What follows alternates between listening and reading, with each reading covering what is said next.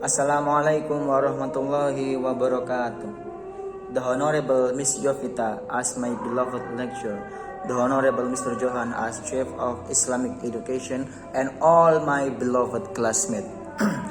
I'm going to start my speech with a question. Which one is better, doing the right thing or doing the good thing? I'll give you 20 seconds to decide your choice.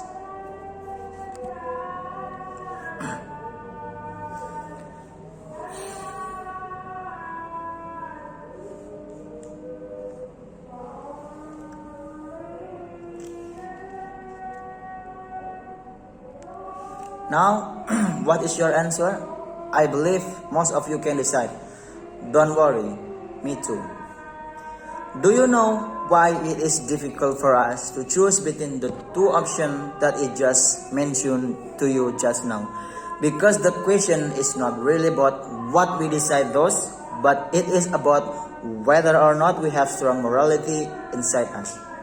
My name is Catur Ramdhani, and today I would like to deliver my speech about moral education, specifically about several ideas that we can use to implement moral education at school.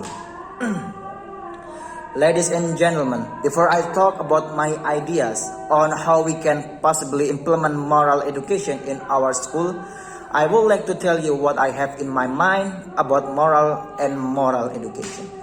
Then we will talk about morality. I don't think there is a fixed definition about it. Morality for me is not only about right or wrong, but it is also about whether or not something that we do is kind or good. If we rely on this definition, there will be a question in our mind. The question is what is good and what is not. What is the basic for us to tell whether an action is kind or not? Well, that is just how difficult it is for us to define morality. For me, morality is not about a definition from a dictionary, because the only thing that can help us to tell whether something is good or not is our heart. And as much as we want to believe that heart is a pure thing, we have to admit that it is also influenced by a various external concept that is exposed to us over and over again. What does it mean? It means that the heart can be corrupted if it's exposed to negative concept repeatedly. Looking at this condition, as the place where children spend most of their time, the school surely holds responsibility to take part in their character building. And in this case, it is through moral education. I have several ideas on how we may be able to implement moral education at our school easily. The first one is to start by praying or doing something to remember the God. I believe that our parents have introduced us to the concept of God since we were kids.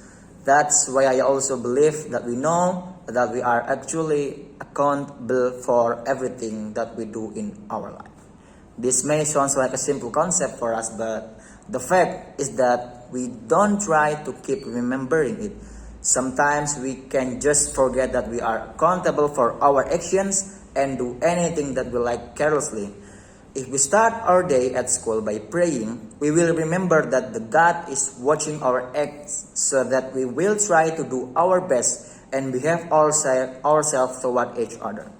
A leading trainer and also a writer of many books related to character building has proven this to be true. Around 5 years ago, he started a kindergarten. Since the day one of the opening, as the owner of the kindergarten, he asked all people in the school to pray duha.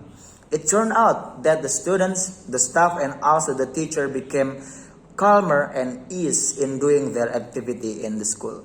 As the result, in less than 5 months, he managed to open 5 branches of kindergarten with the same concept.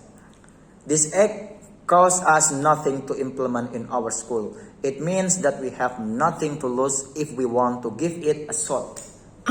We just have to be willing to do it together.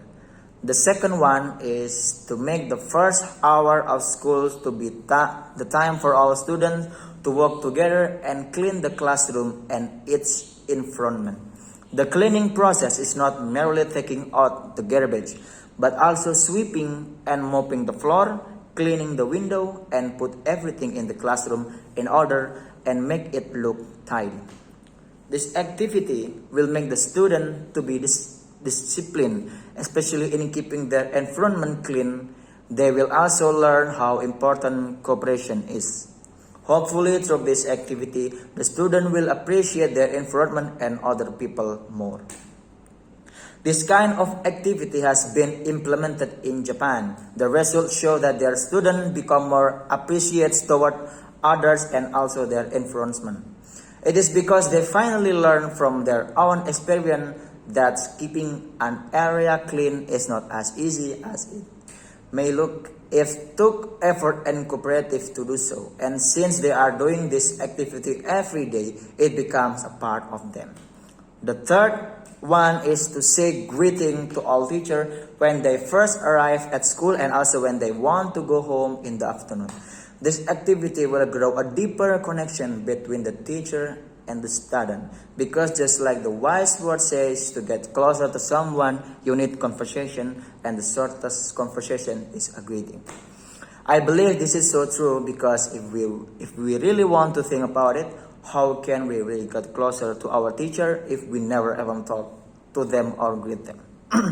I think that's all from me. I hope you find something useful from my speech. Thank you very much for your attention and see you again. And I greet to my beloved lecturer, Mrs. Jovita, to give me opportunity to speak in front of you all. Wassalamualaikum warahmatullahi wabarakatuh.